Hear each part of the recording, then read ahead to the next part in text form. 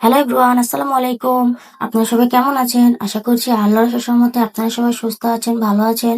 তো আমরা আলহামদুলিল্লাহ ভালো আছি। তো আবারও চলে এলাম আপনাদের মাঝে নতুন একটা ব্লগ ভিডিও নিয়ে। তো আজকের ব্লগে একটু বাজার সদাই করেছিলাম, তো সেটাই শেয়ার করছি। তো মাসের শেষেও আর বাজারও প্রায় সব শেষ, সেজন্য একটু বাজার করে নিয়েছিলাম, মুদি বাজারগুলো করে নিয়েছিলাম। তো এখানে কি কি নিয়েছি অবশ্যই ভিডিও দেখে আপনারা সবাই বুঝতেই পেরেছেন। তো এখানে মাসে যা যা মজু বাজার লাগবে সব আমি একবারে করে নিয়েছি, সাথে তেলও ছিল। তো সবগুলো একবারে করে নিয়েছিলাম, নিয়ে তারপর আমি বাজারগুলো গুছিয়ে রেখেছিলাম। তারপরে তো দুপুর রান্না বান্নার জন্য চলে আসছি। আর গ্যাস যেহেতু থাকে না, সেজন্য আমি তাড়াতাড়ি করে রান্নাটা করি, কারণ একটা একটা করে রান্না করতে হবে সেজন্য। তো এখানে তো প্রথমে আমি শাকটা ভাপ দিয়ে নিয়েছি, নিয়ে এখন আমি শাকটা আগে বাগার দিয়ে নিব, তারপরে আমি মাছটা ভুনা করে নিব। আর চিংড়ি মাছ দিয়ে মিষ্টি কুমড়া রান্না করব। তো আমি একবার রান্না করে ফেলি রাতে দুপুরের জন্য, সেজন্য এত এত আইটেম করা লাগে। তো দুই বেলা খাওয়ার জন্য দুজন মানুষের জন্য অল্প অল্প করেই বেশি আইটেম করা হয়, যেহেতু এক আইটেম দিয়ে খেতে এত ভালো লাগে না, সেজন্য শাকও নিয়ে এসেছিল। তো ভাবলাম একবার রান্নাটা করে ফেলি দুপুরে রাতের জন্য। তো সেজন্যই তো দুপুরে শাকটা আমার ভাজি করা হয়ে গিয়েছে, তারপর আমি মাছটা ভুনা করে নেব। আর ওই পাশে আমি চিংড়ি মাছের তরকারিটা একদম বসিয়ে দিব, কারণ রান্নাটা করতে প্রায় দেরি হয়ে যাচ্ছিল। তো এই যে এখানে এখন আমি চিংড়ি মাছ রান্না করার জন্য আমি পেঁয়াজটা ভালোভাবে ভেজে নিয়েছি, নিয়ে এখন আমি চিংড়ি মাছগুলো এখানে দিয়ে দেবো। তো চিংড়ি মাছগুলো ছোট ছিল, তো সেগুলো দিয়েই আমি মিষ্টি কুমড়োটা রান্না করব। তো এটা আবার আপনাদের ভাইয়ের পছন্দ, সেই জন্য ওর পছন্দ মতো রান্না করছি।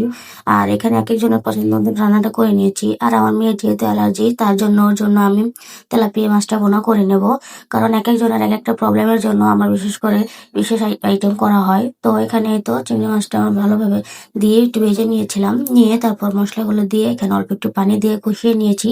যেহেতু চিংড়ি মাছ এত সিদ্ধ হওয়ার কিছু নেই, সেই জন্য অল্প পরিমাণে পানি দিয়ে দিয়েছি। আর এই তো দেখুন গ্যাসের কি অবস্থা, এরকম মোমবাতি টাইপের গ্যাসই থাকে।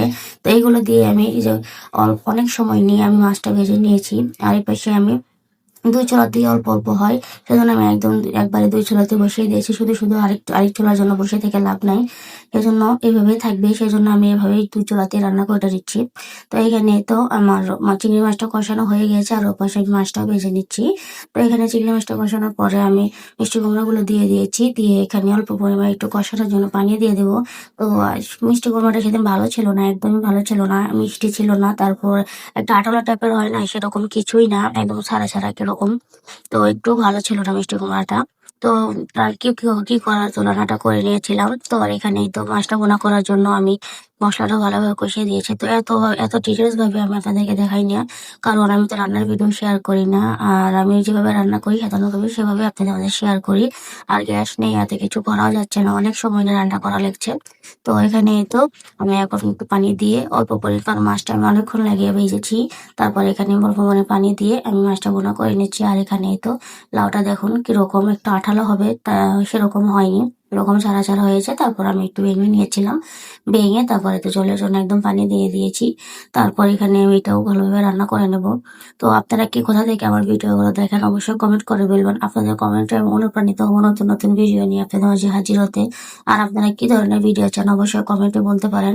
তো এ তো আমার অনেকের রান্না হয়ে গিয়েছে, আর ওইদিকে মাছ বোনাটাও করা হয়ে গেছে। তো আজকে ভিডিওটা এই পর্যন্ত, আল্লাহ হাফেজ।